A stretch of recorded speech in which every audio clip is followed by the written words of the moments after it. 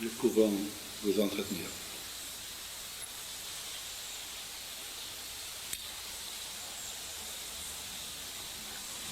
S'il vous plaît, dans quel sens est-ce que je dois plus particulièrement travailler sur un plan intérieur?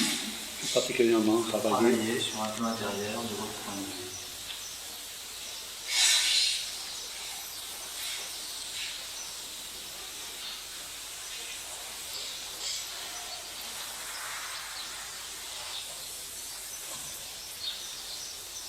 Réceptive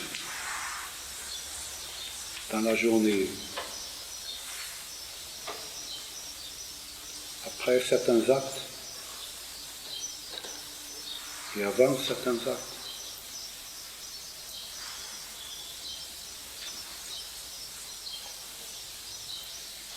Voilà dans quel état se trouve votre corps, vos sentiments, vos émotions.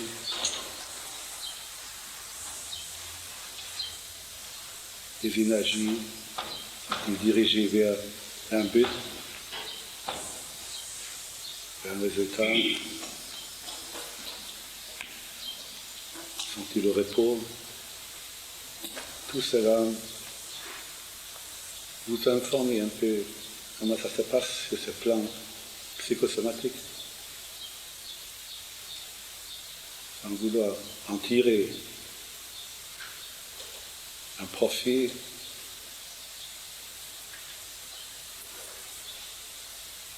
Simplement constater le champ.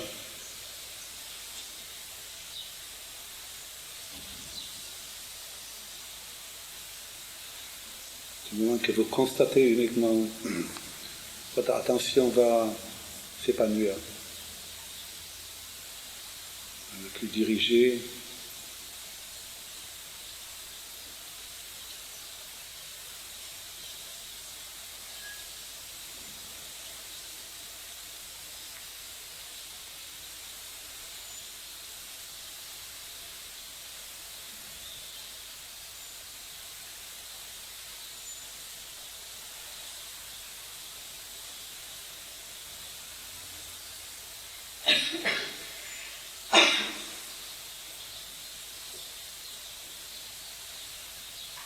Ne cherchez pas à cela de manière systématique.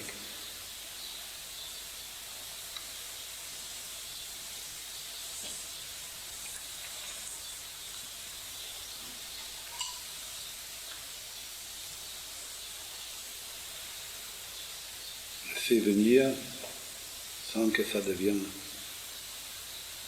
un ordre sur un programme. Pas de programme.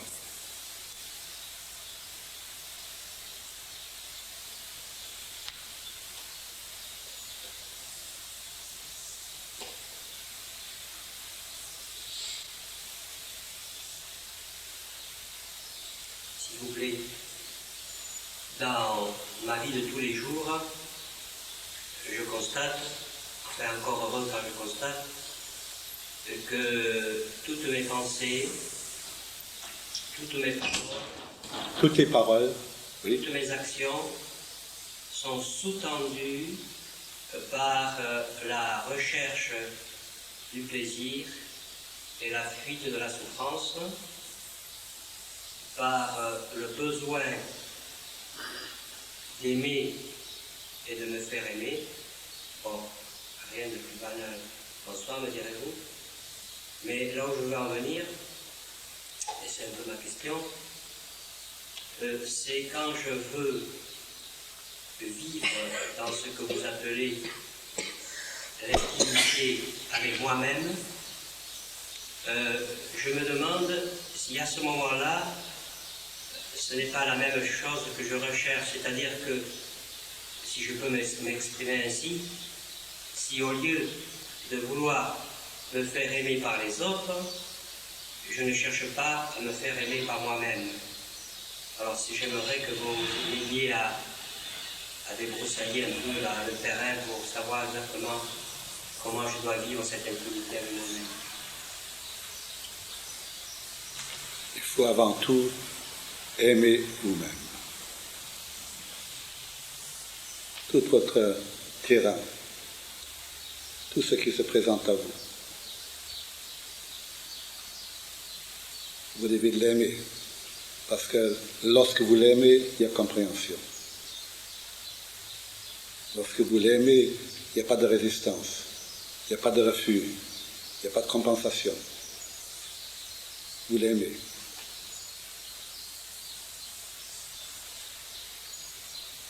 Et vous allez comprendre votre terrain.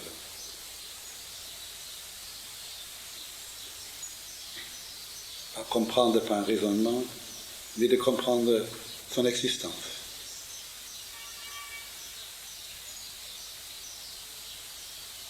Mais comment, si vous voulez, distinguer dans cet amour de moi-même ce qui est du domaine de l'arrière-plan et ce qui est du domaine de l'ego?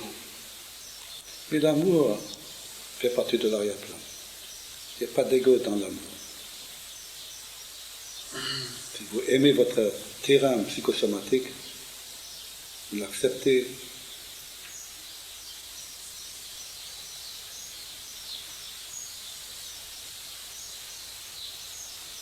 et vous allez vous trouver plus en plus dans cette acceptation.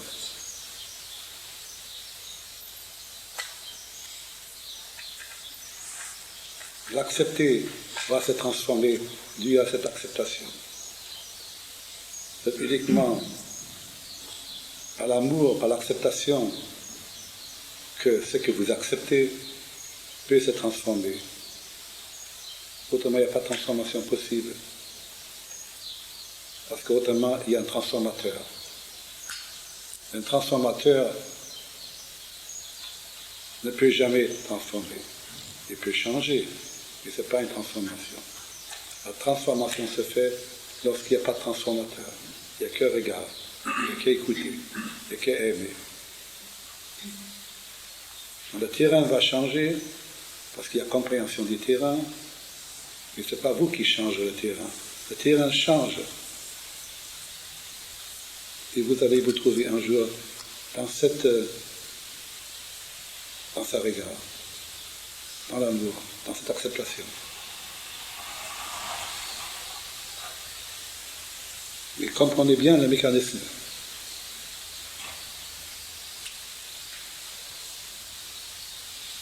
Alors il faut aimer toutes nos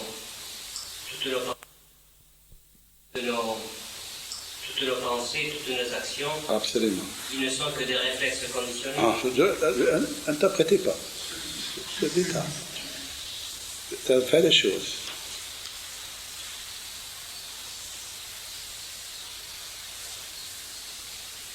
Dire que c'est des réflexes conditionnés, c'est interpréter. Oui, lorsque vous l'interprétez, c'est un réflexe conditionné.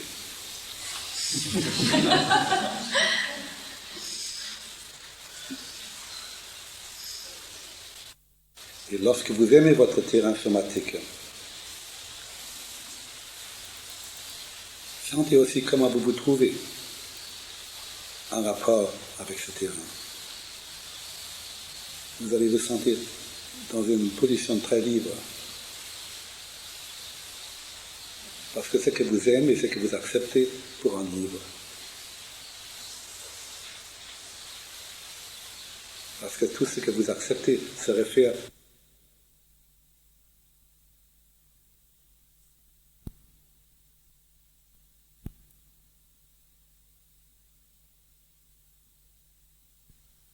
en tout cas, vous comprenez ce que je veux dire.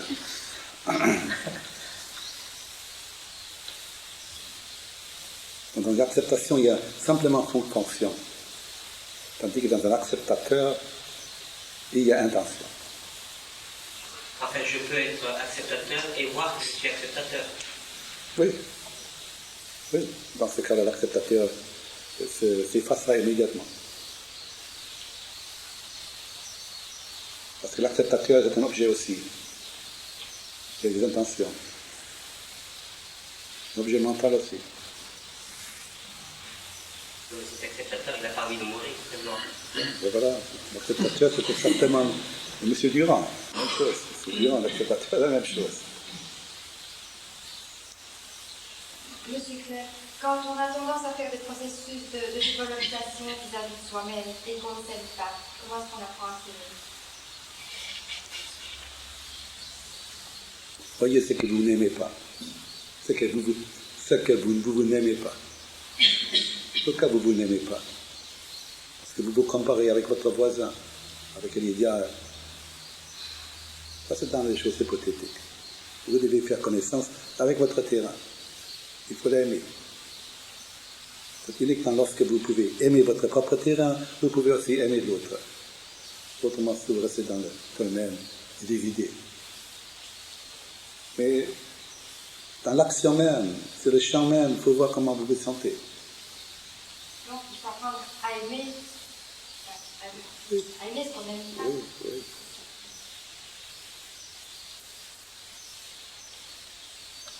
Accepter, c'est très souvent un mot trop lourd. Alors disons, aimez votre terrain.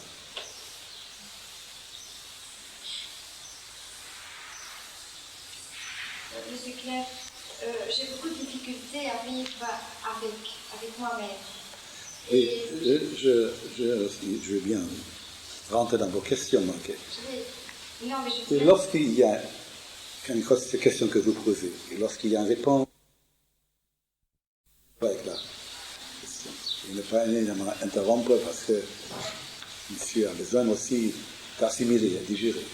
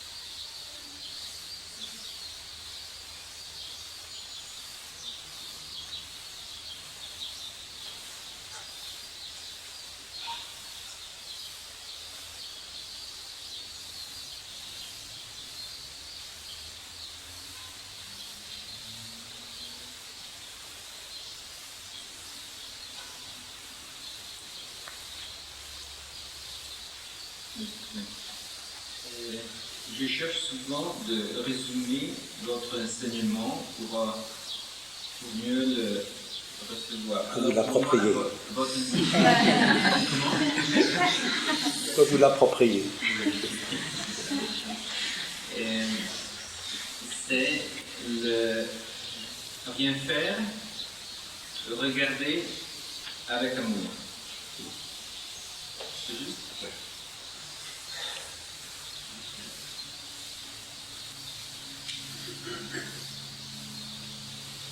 Mais il ne faut pas, si j'ai bien compris, faire de ça un concept. C'est-à-dire, je peux me le répéter de temps en temps, mais pas trop.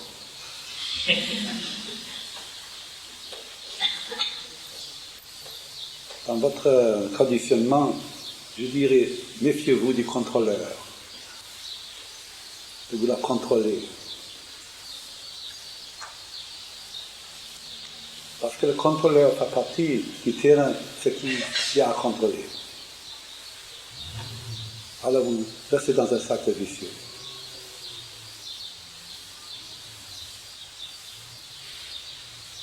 Le contrôleur qui est parfaitement mental, jugé, comparé, interprété, etc. Vous laissez.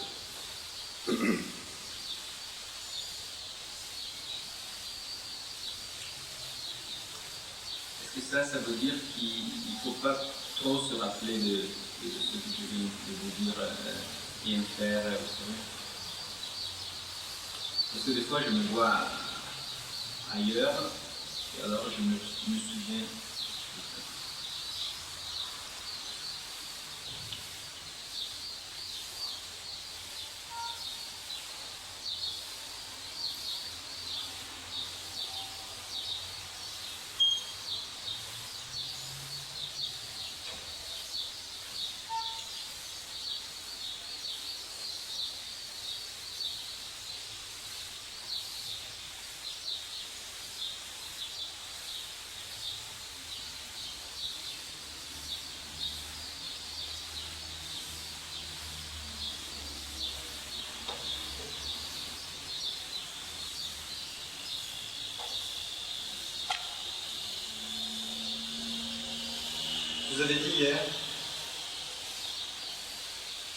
Vous avez dit hier, c'est comme un jeu d'échecs. Mais le fou n'est pas là où vous pensez, la dame n'est pas là où vous pensez. Quel est le rapport de l'énergie? Quel est le rapport du jeu de l'énergie qui sous-tend les pièces et qui sous-tend l'échiquier par rapport à ce qui sera à un moment la position juste sur l'échiquier impliquant la vision globale? Échec et mat.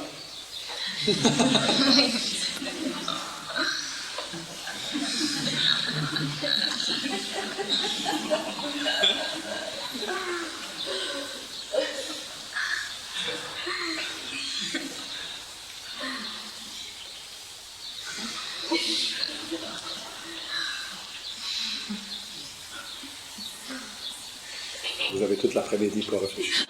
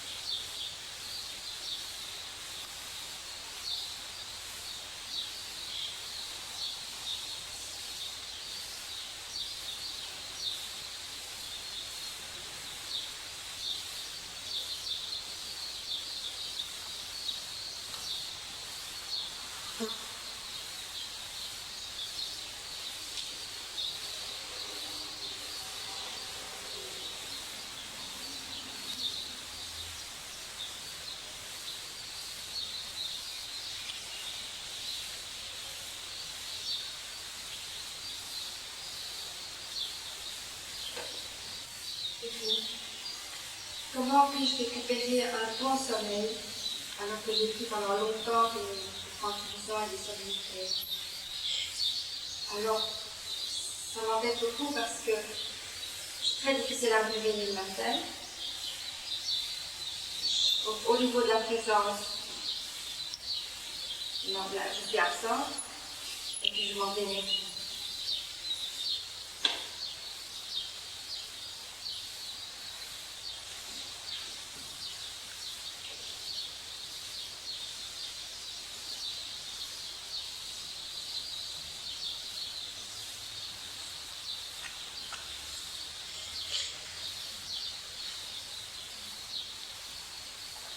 En question médicale, je crois que c'est un peu difficile d'élaborer ça ici.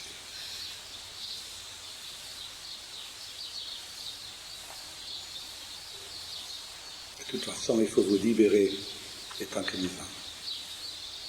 Et pour se libérer, ça doit se faire progressivement et avec intelligence.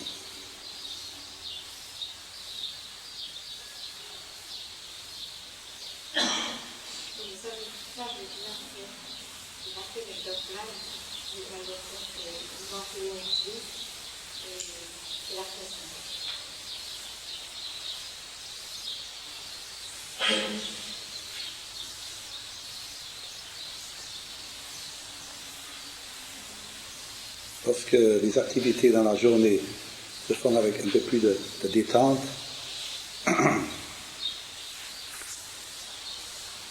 laissez se faire votre vie, ça laissera moins de résidus en vous et le sommeil va se préparer d'une autre manière.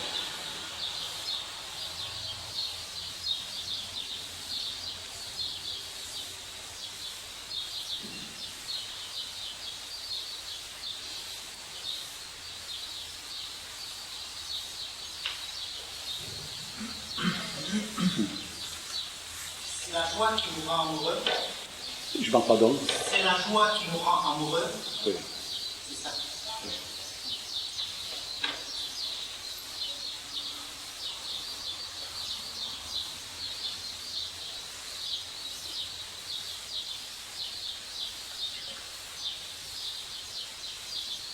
Et en d'autres mots, En d'autres mots, oui, non, je pensais que la création, c'est la création de l'être. Et la création doit être faite par un acte, par un dessin de la gloire, quelque chose de magnifique, de fantastique. c'est l'acte d'amour. C'est l'amour. Oui. Qu'on voit dehors, qui s'exprime dehors, et qui est le reflet de notre intérieur. Alors, je me demandais si se recueillir dans la joie, c'était vraiment évoquer, c'est-à-dire dans l'amour. La projection est un acte d'amour.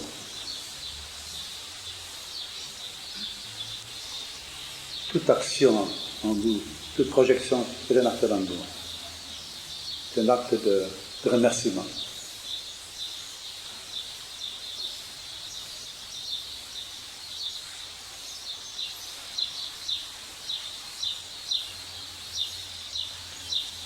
Ça, c'est vu évidemment des points de vue éthiques les plus élevés.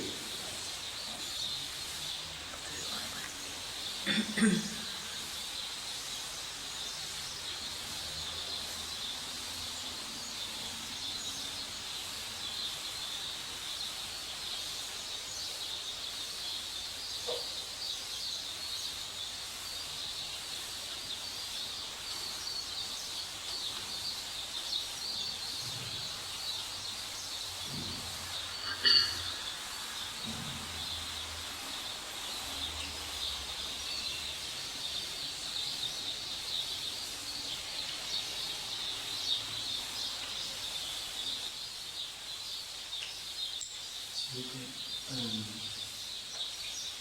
crois que nous avons tous fait dans notre existence un ou deux ou trois rêves dont le contenu semble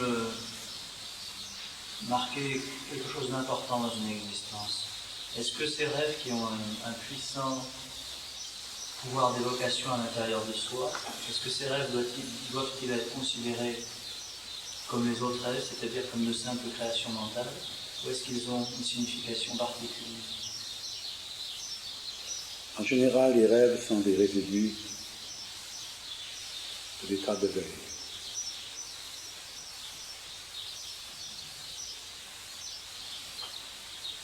Et lorsque dans la journée vous restez éveillé à tout ce qui est dit, tout ce qui vous sollicite, sans vouloir manipuler, de rester totalement ouvert, à ce moment-là, il n'y a plus de mémoire psychologique. Vous êtes ouvert en quelque sorte à toute possibilité. Et dans le rêve, les rêves changent. Ce ne sont plus l'élimination des éléments de la journée, mais ce sont des éléments qui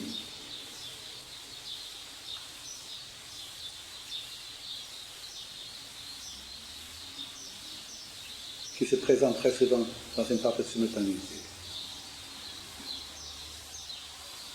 et donnent une direction à votre vie. Et ce que vous pouvez avoir dans l'état de rêve, vous pouvez aussi avoir dans l'état de veille. Et toujours Aussi dans l'état de veille.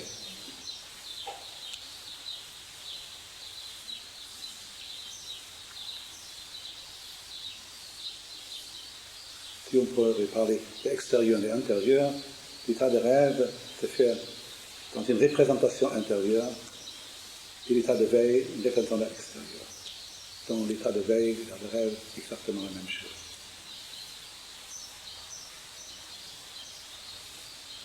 Mais un rêve peut vous donner une très forte indication.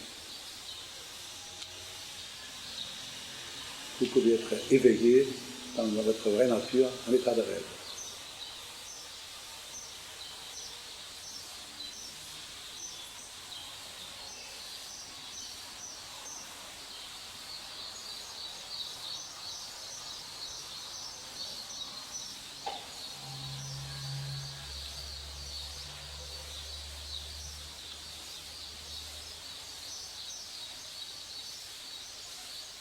Pour le rêve, il faut attendre jusqu'à le rêve se révèle en quelque sorte.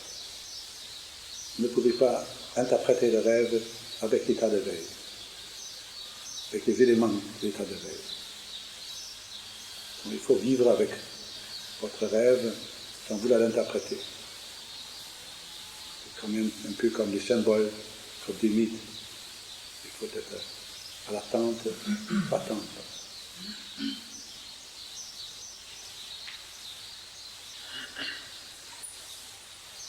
C'est évidemment, du point de vue de la personne, difficile d'attendre.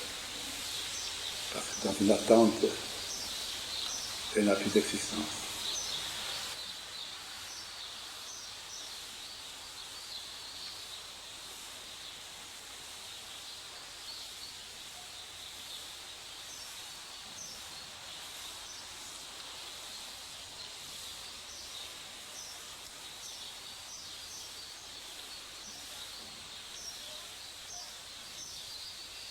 Est-ce que la joie, s'il vous plaît, risque de devenir une sublimation? La joie. Oui.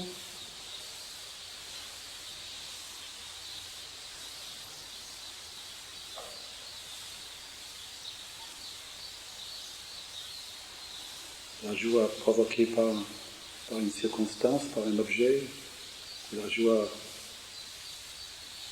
sans objet. La joie sans objet. La joie sans objet vous intègre totalement.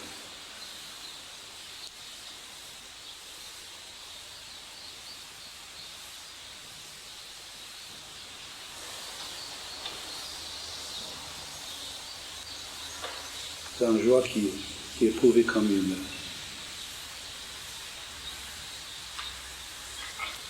une totale absence dans son âme.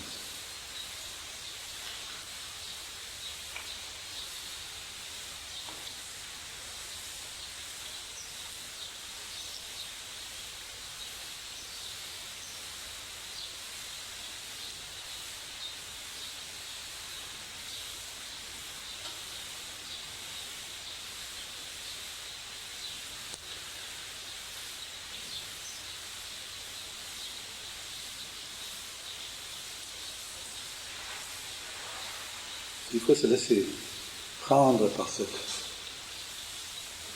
laisser résorber par cette joie sans objet. Autrement, ça devient une joie qui fait partie de la personne, qui est encore dans cette dualité joie et tristesse.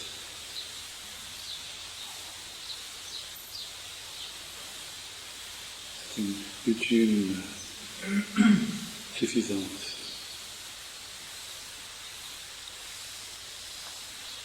Il n'y a plus de contraintes.